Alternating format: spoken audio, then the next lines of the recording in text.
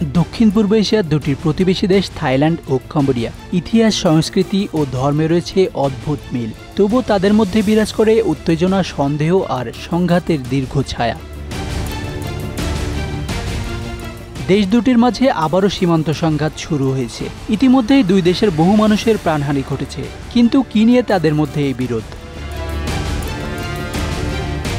এই দ্বন্দ্বের মূল উৎস শত শত বছরের পুরানো, যার কেন্দ্রে রয়েছে পিয়া বিহার নামের একটি প্রাচীন হিন্দু মন্দির। এটি কম্বোডিয়ার ভূখণ্ডে অবস্থিত হলেও থাইল্যান্ড দাবি করে এর আশেপাশের এলাকা তাদের।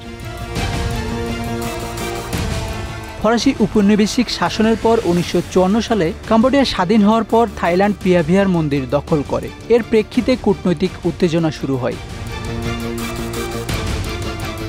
1962 সালে আন্তর্জাতিক বিচার আদালত এই মন্দিরের মালিকানা কম্বোডিয়াকে দিলেও সীমান্ত নির্ধারণ নিয়ে এখনও অস্পষ্টতা রয়েছে।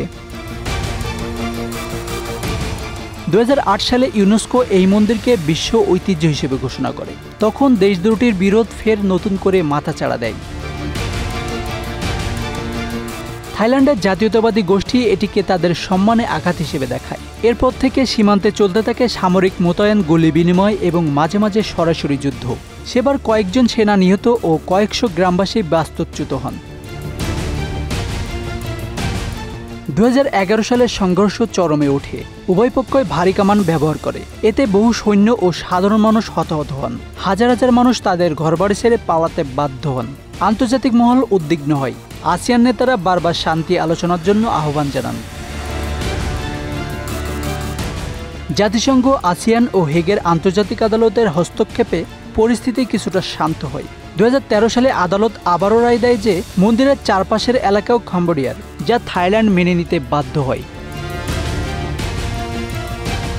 গত 24 জুলাই আবারও উত্তেজনা ছড়িয়ে পড়ে দুই দেশের মাঝে। সীমান্তবর্তী এলাকায় উভয় পক্ষই সামরিক তৎপরতা বাড়ায়। স্থানীয় সূত্র জানায়, সন্দেহজনক নির্মাণ কাজ, পতাকা টানানোর ঘটনা ও জলসম্পদ ভাগাভাগি নিয়েও বিরোধ বাড়ছে। এমনকি আবারও ভারী সমরাস্ত্র ব্যবহারের খবর মেলে। দুই দেশের বহু মানুষ ইতিমধ্যেই সীমান্ত সংঘর্ষে মারা গেছেন।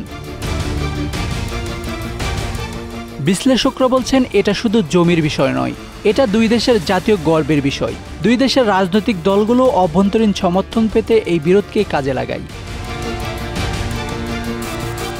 Ashanur Rahman Mithu, Bangla affairs, news desk.